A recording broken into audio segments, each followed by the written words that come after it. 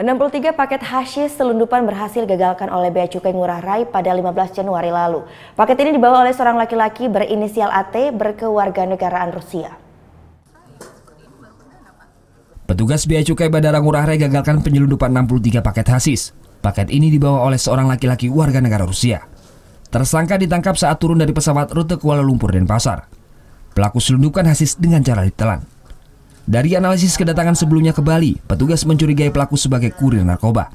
Paket hasyis yang disita diperkirakan bisa dikonsumsi oleh 1.000 orang. Akhirnya kami mendapatkan 389,14 gram narkotika jenis hasyis.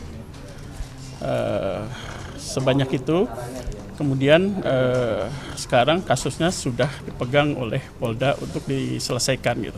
Pak, kisaran harganya berapa itu, Pak? Tersangka dijerat pasal 113 ayat 1 Undang-Undang Narkotika dengan ancaman penjara 5 hingga 10 tahun dan denda hingga 10 miliar rupiah.